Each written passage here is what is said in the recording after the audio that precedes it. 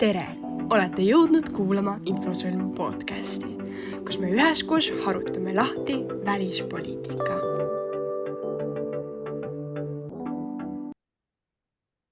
Hi! Today we have here Flavia, who has both lived in Germany and Romania, if I'm correct.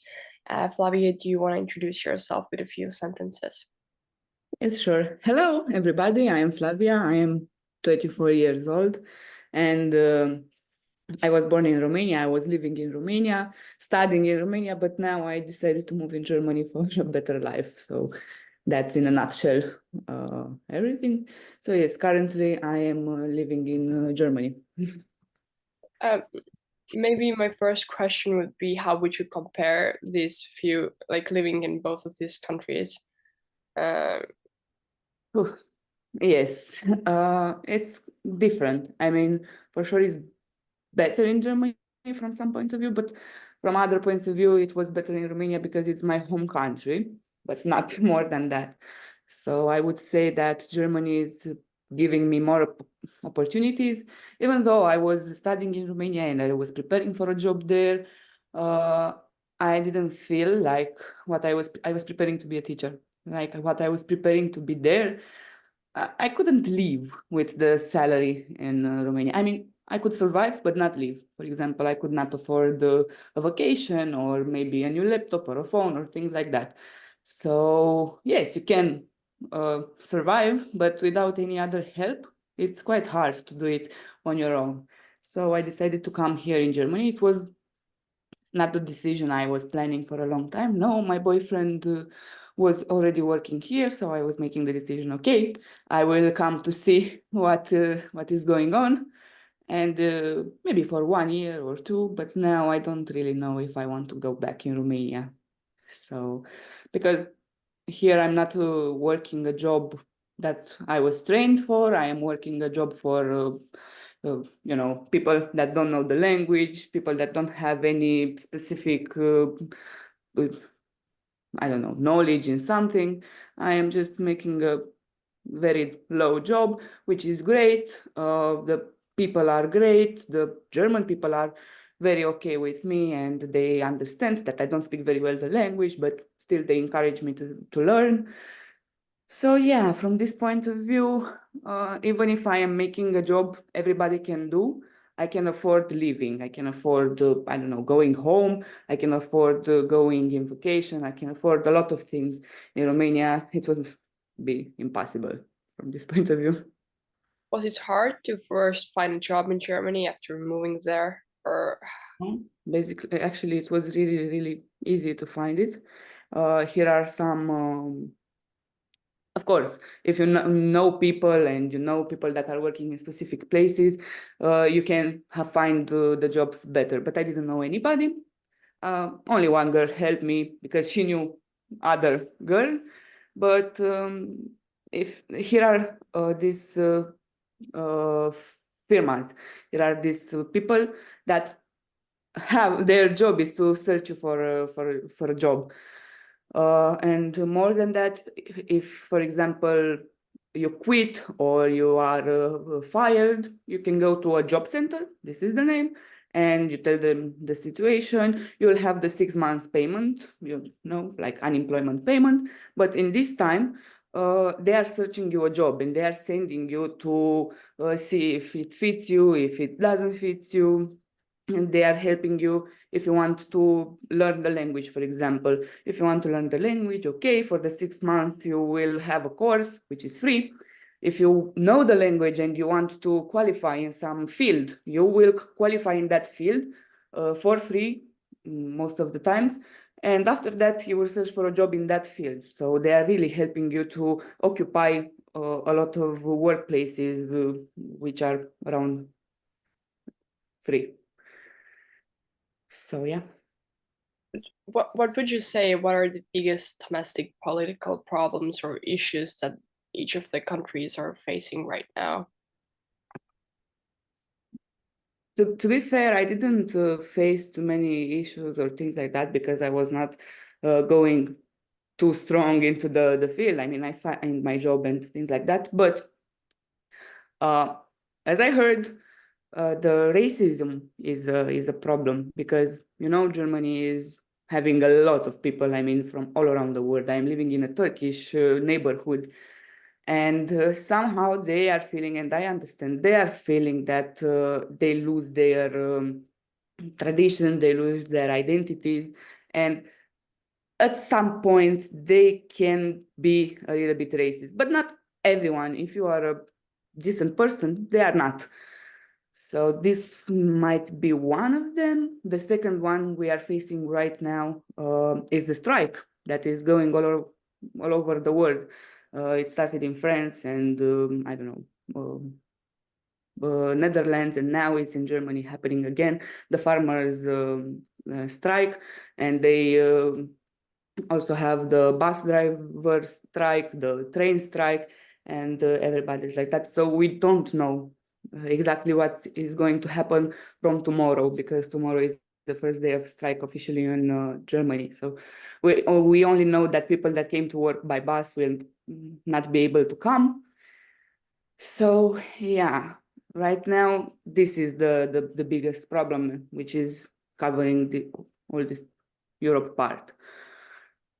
Another one would be the Ukrainian war, because I also work with a lot of Ukrainian people that are scared of death, that they have problems with the papers, because a lot of people, when they arrived in Germany, were taking just advantages of them.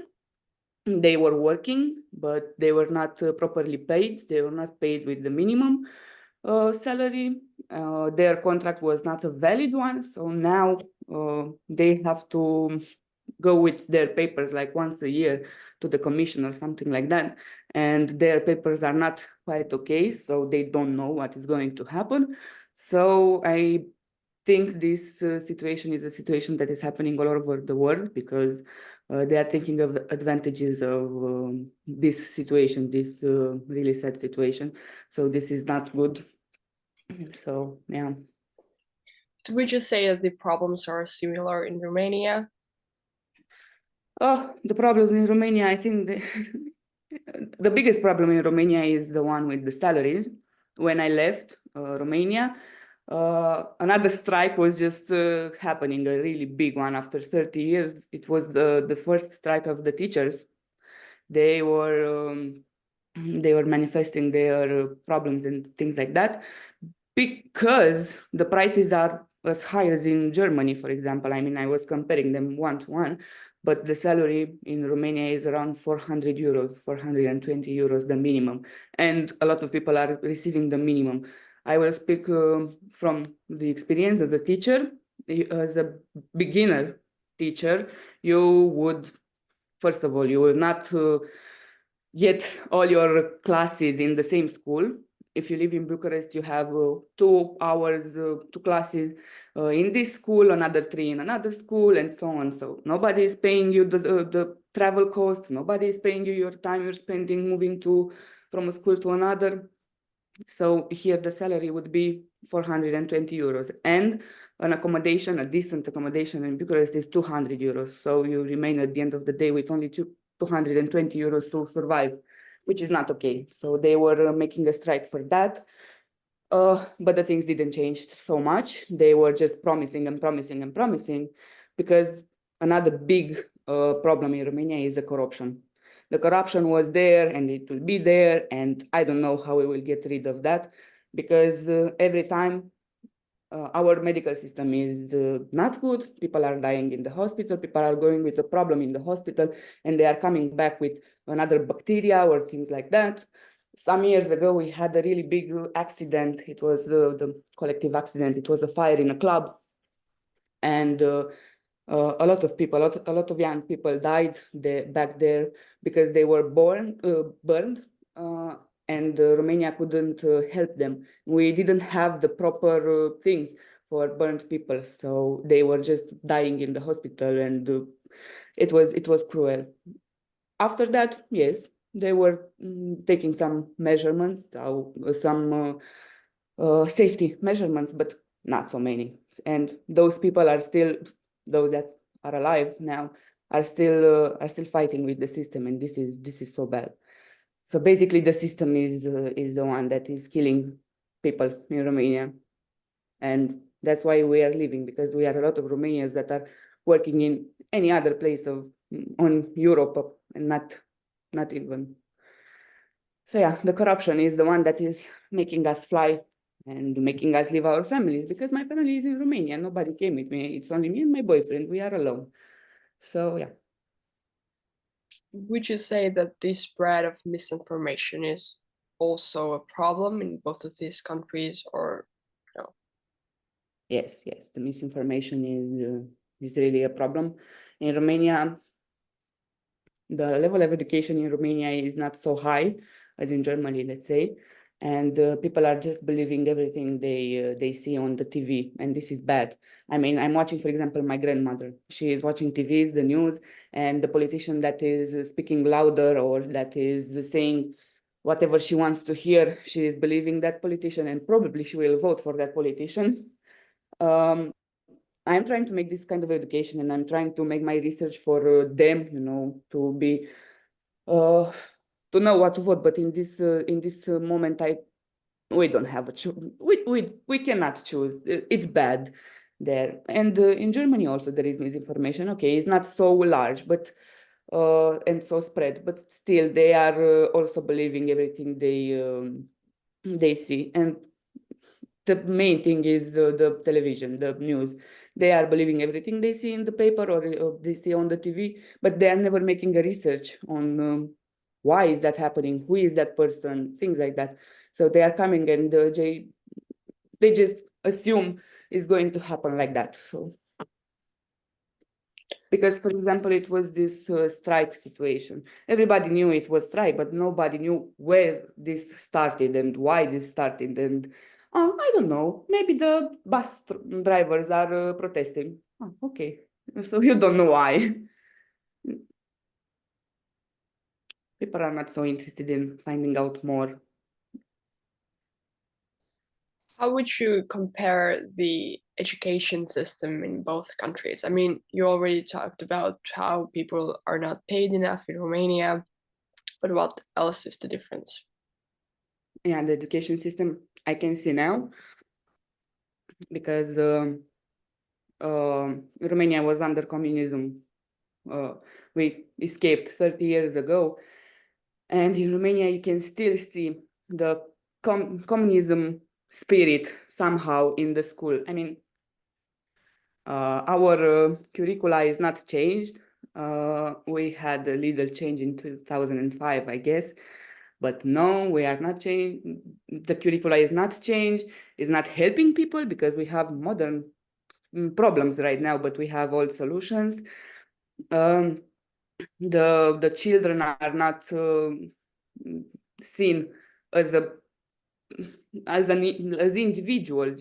They are just giving a lot of information, because the Romanian curricula is full of information. I mean, it's really, really big information that I don't know if you need in this primary years or so on. They are more like biology, physics, and mathematics, really, really advanced. But okay, let's say that we need that. But more than that, we at the end of 12 classes, the end of the high school, we have an exam, and a lot of people are not passing that exam, which is not a really hard exam. A lot of people are not passing that exam, and they're just moving on with their life. When in Germany, they have a more individual curricula. You can choose between three in the fifth grade, you can choose between three branches of school. Is the one that qualifies you for a job, for a specific job, the one that is more theoretical, and the one that is qualifying you for a university and things like that. I mean, you are really focused on theoretical knowledge, but it's really hard to stay there. So after that, people are divided. So they kind of know what they want. They're not all doing the same thing.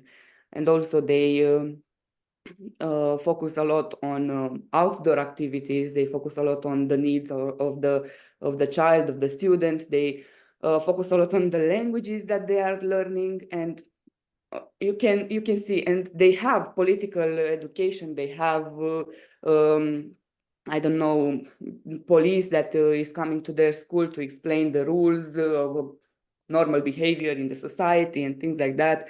They are having a lot of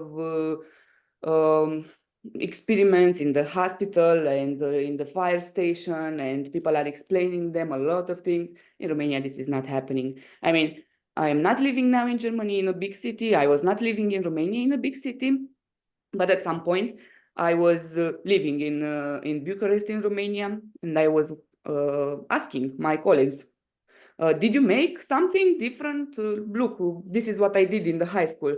And they were telling me, no, we were going to the museums.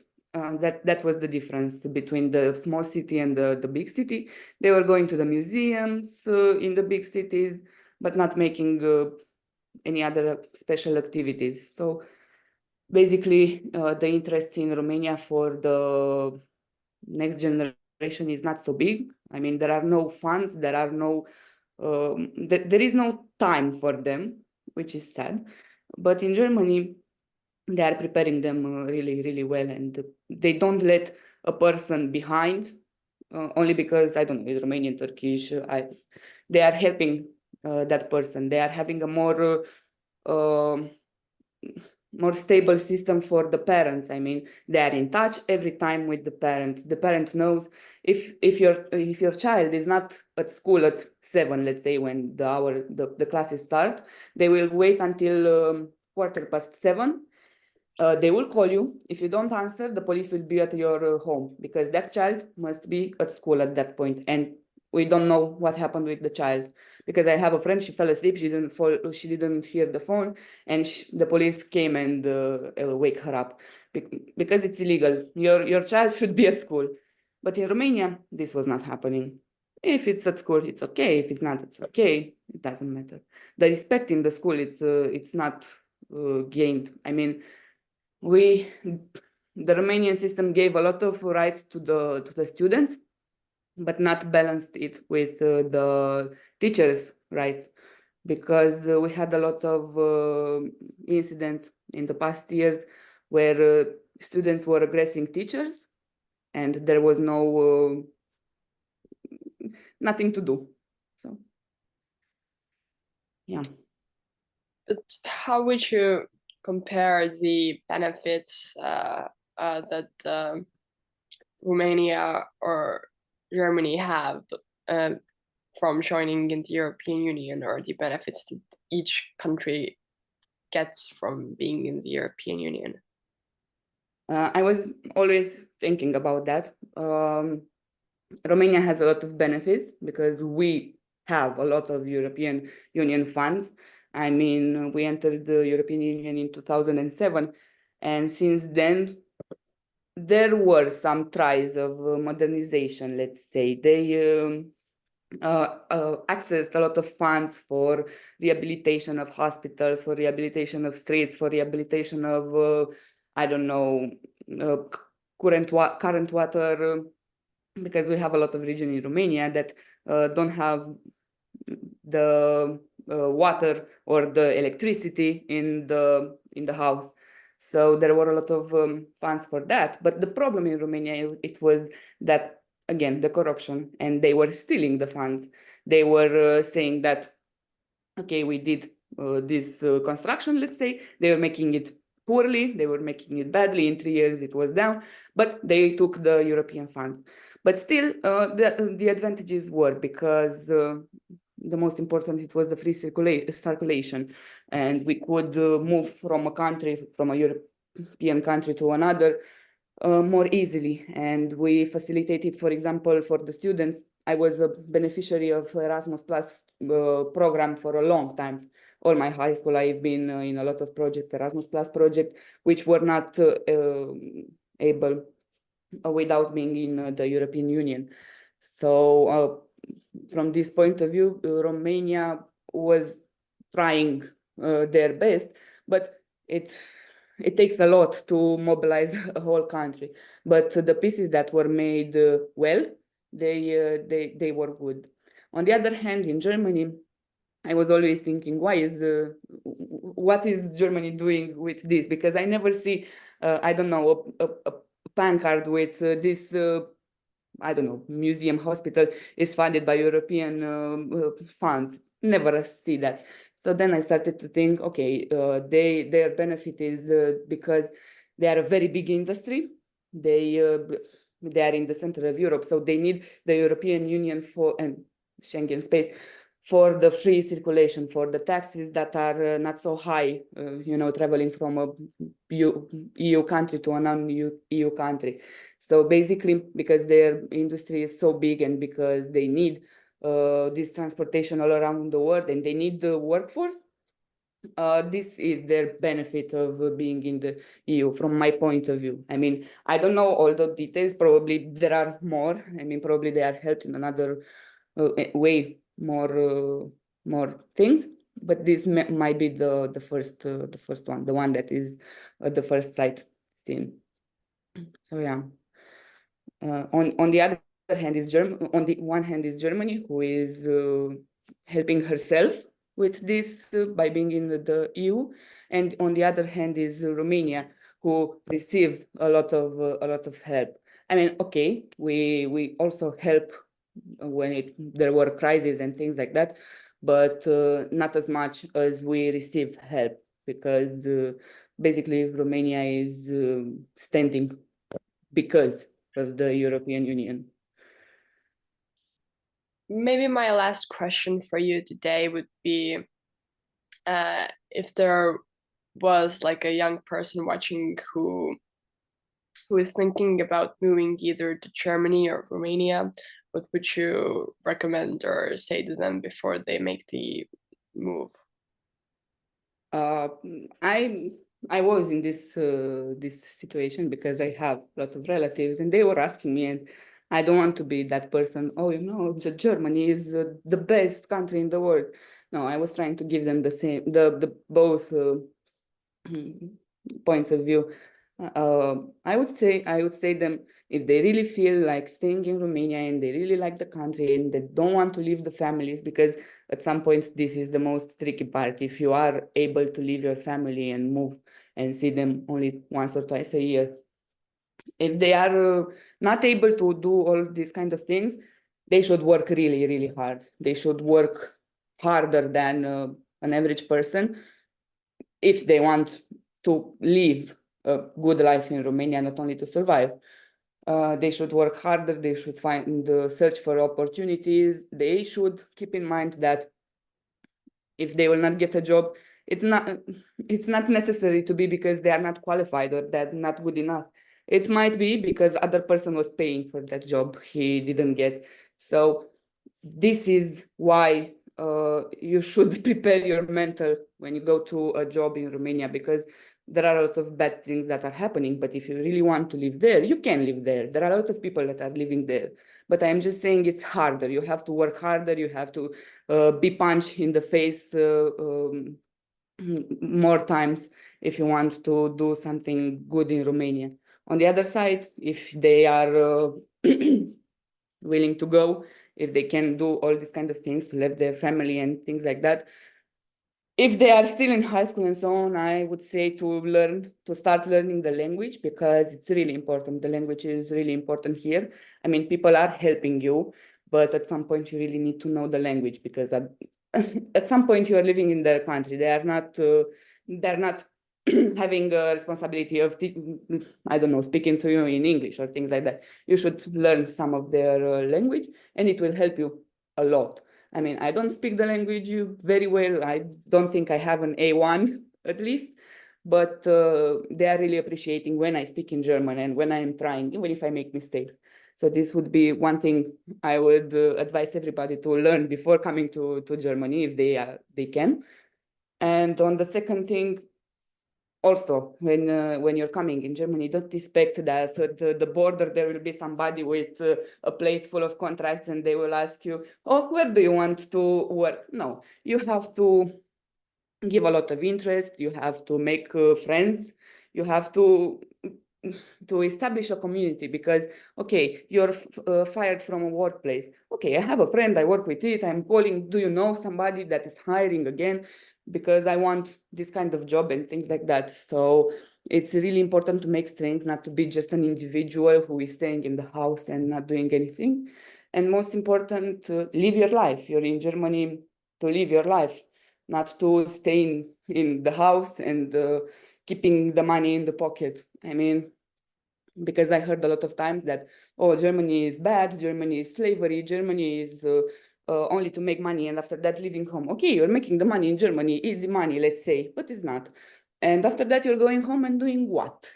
You're eating and consuming all those money. So no, if you are in Germany and you want to stay here and you want to feel like Germany is a beautiful country, because it is, and it's having a lot of culture and things like that, go out of the house, go see, go meet people, go, or not necessary, but go see the surroundings, because you will go crazy in a foreign country. Only staying inside, if you don't go out to explore, you will go crazy. So yeah. Thank you so, so much for this interview. I was really blessed to have you today on our podcast, and thank you, really. I thank you too, and I really wish you all the best, and have a nice day.